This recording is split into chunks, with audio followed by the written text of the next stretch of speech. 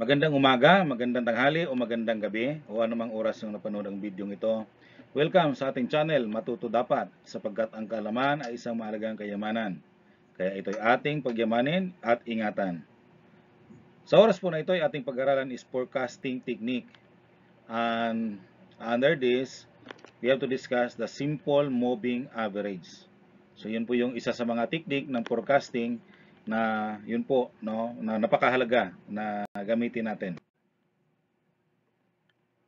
Sabi dito, simple moving average or SMA forecasting is a calculation-based technique for predicting whether demand, prices, and sales for a commodity will rise or fall.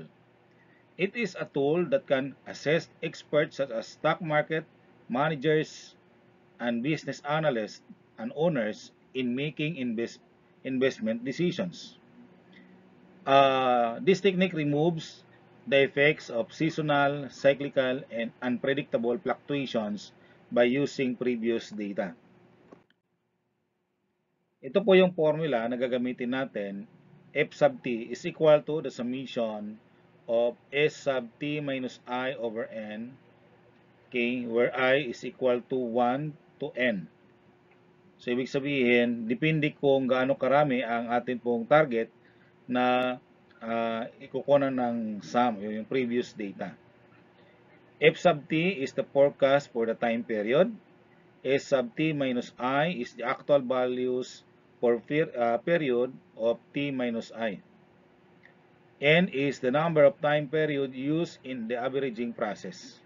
So, depende kung gusto natin kung ilang number, no? Halimbawa, kung by months, so pwedeng halimbawa 3 months, pwedeng 5 months, pwedeng 10 months. No? Depende po kung gaano yung target mo na gagamitin.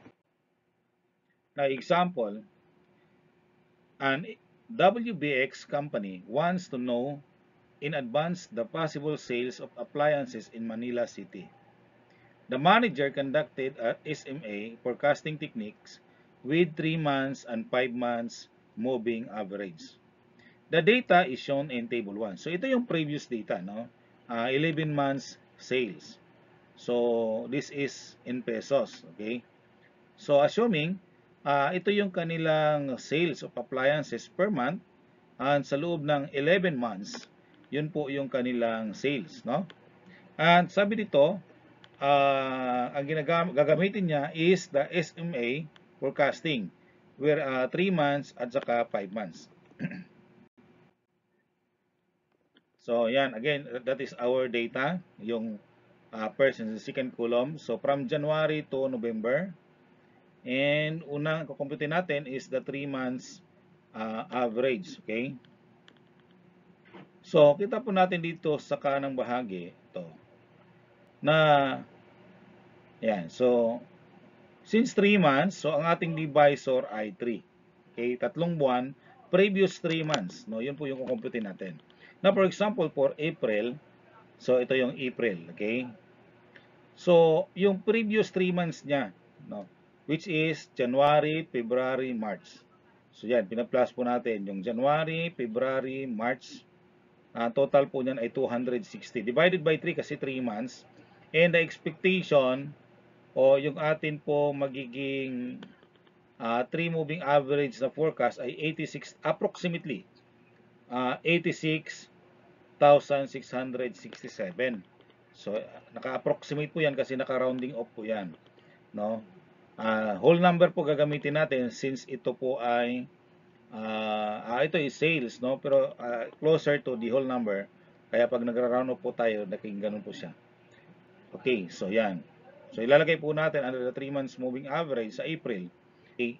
Now, ang May naman, so sa May naman tayo, again, we are using the previous 3 months ng May. So, previous 3 months, so start ng February, March, April. Okay, so yung sales niya ng February, March, April, ayan, total po niyan 270,000 divided by 3, so 90,000. Ayan. Tapos yung June, previous 3 months ng June, 82,000, 95,000, 87,000. So, pinag-plus natin, divided by 3, ang sagot natin ay 88,000. Ayan. Sa July, 95,000, no, kasi from April to June. So, 95,000, 87,000, 88,000. Okay. So, that is 270,000 and divided by 3 ay 90,000. Okay. So, yun lang po gagawin natin. August, September, October, yung previous 3 months hanggang abot po tayo ng December. Okay. So, sa August, 88,000. Sa September, 89,667. October, 89,000. November, 87,667. And then, pagdating ng December, yan po ay 84,333. Ayan. Ngayon naman, so yun yung ang pag-compute natin ng 3 months moving average, no? Ngayon naman sa 5 months naman tayo. So ito naman ang nangyayari sa 5 months. Ayan. So, ang divisor natin, of course, 5. Kasi 5 months ang kukunin natin. Yung 5 months na previous. Okay? So, since ang given natin ito, so bilang tayo ng 5 months, so ang pinakaano natin unang buwan na mag-compute tayo ng ating SMA ay June. So, back 5 months tayo. So, May, April yan. January to May. So, yun po yung ginawa natin ito. So, January, 85,000, 92,000, 82,000, plus 95,000, plus 87,000. So, yung previous 5 months. Tapos, total niyan ay 442,000 and then divided by 5. So, 88,400. Ayan. So, July. So, yung atras tayo ng 5 months. So, mag-start ng February, 93,000, 80,000, 95,000, 87,000, 88,000.